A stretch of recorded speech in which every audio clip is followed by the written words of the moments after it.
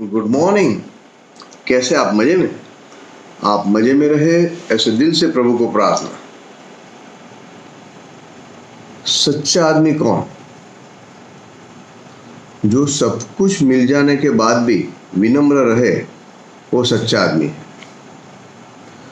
बात भी बहुत मजे की है कि जैसे जैसे हमको नॉलेज बढ़ता है, पैसे बढ़ते हैं, समृद्धि बढ़ती है, तो हम उसके अभिमान में रातने लगते हैं।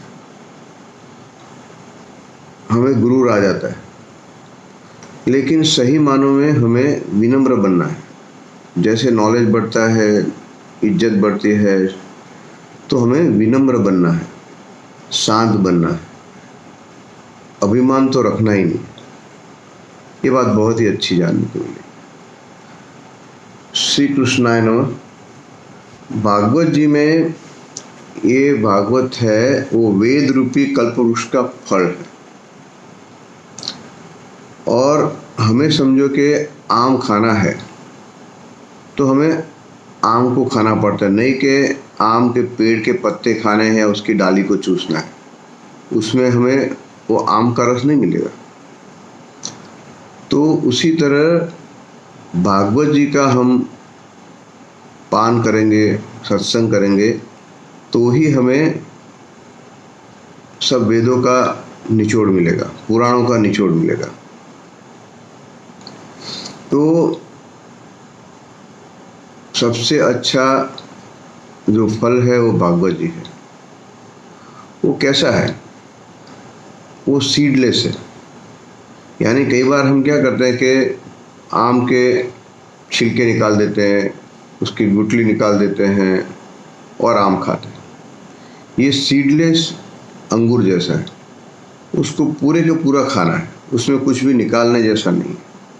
तो इतना अत्यंत मधुर और काम का है। दूसरी बात यह है कि भागवत में कौन से रस है? तो भागवत प्रभु की लीला का रस है। उसमें महाप्रभु जी बताते हैं कि टोटल 9 रस है। तो वो हास्य रस, बीभत्स रस, भयानक रस, रौद्र रस, श्रृंगार रस, अद्भुत रस, करुण रस, वीर रस और शांति रस। जब ठाकुर जी माखन की चोरी करते हैं और लीला करते हैं, तो उसमें हास्य रस है। जब वो चाणूर मुष्टिक को मारते हैं, तो उसमें उनका वीर रस है। जब ठाकुर जी मथुरा छोड़ के, गोकुल छोड़ के मथुरा जाते हैं, तो करुण रस है। और जब वो गोपियों के साथ रास करते हैं, तो श्रृंगार रस है। इस तरह भागवत 9 रसों का बना हुआ है। भागवत जी का फल बहुत ही मीठा है, क्योंकि सुख रूपी पोपट ने उसको चांच मारी। जब पोपट कभी भी फल को चांच मारता है, तो फल मीठा हो जाता है।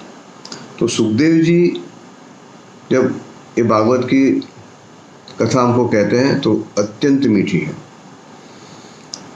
सुखदेव जी संत थे और उनके मुख से हमको ये कथा सुनने को मिली है। अक्सर हम कुछ भी क्या बोलते हैं कि ये पुस्तक हमने पढ़ा, ये चीज हमने पढ़ी, लेकिन भागवत जी को पढ़ने का नहीं है, सुनने का नहीं है, उसका पान करने का है। ये ऐसा नहीं है कि एक कान से सुना दूसरे कान से निकल गया। इसको आत्मसात करना है। तो ये सबसे बड़ी बात है कि भागवत की कथा का पान करने का है। भागवत कहाँ तक सुनने का? तो श्री वल्लभाचार्य जी कहते हैं आलयम, यानी जब तक हमें ये दुनिया में रहना है, जब तक हमारा प्रभु में आलय, यानी हम उनके साथ, उनके अंदर मिल न जाए, हमारे सायुज्य मुक्ति न मिले, तब तक हमें उसको पढ़ना है, जिंदगी भर पढ़ना है। सबसे बड़ी बात तो यह है कि महाप्रभु जी को ठाकुर जी मिल गए थे। वो तो श्री जी बाबा के साथ में बात करते थे, उनके साथ में गोष्ठी करते थे, फिर भी वो भागवत जी पढ़ते थे। यानी इसका मतलब हुआ कि ठाकुर जी मिलने के बाद भी उसको हमें पढ़ना है। उसका पान करना है और कितनी बार पढ़ना है। तो वल्लभाचार्य जी कहते हैं मुहुर्मुहुः यानी रिपीटेडली। भागवत जी ऐसा नहीं कि एक बार आपने सुन लिया, पढ़ लिया, उसका पान कर लिया और पूरा हो गया। ये रिपीटेडली हमें पढ़ना है, सुनना है, सत्संग करना है।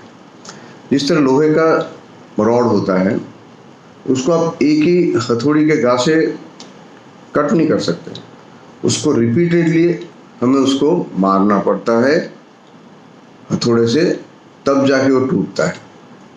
तो हमारे जो कर्म है इतने सालों के, 84 योनि के, वो कर्म के जो हमारे बंधन है वो एक जन्म में टूटने वाले नहीं, या एक हथौड़े से टूटने वाले। उसको रिपीटेडली हम भागवत जी पढ़ेंगे तब हमारे कर्म के बंधन छूटे होंगे। तो इसीलिए भागवत जी को रिपीटेडली जब तक हम जीते हैं तब तक हमें उसका पान करना है, सत्संग करना है। ये सबसे बड़ी बात है। आपका आज का दिन बहुत अच्छा रहे, मस्त रहे, तंदुरुस्त रहे। जय श्री कृष्ण।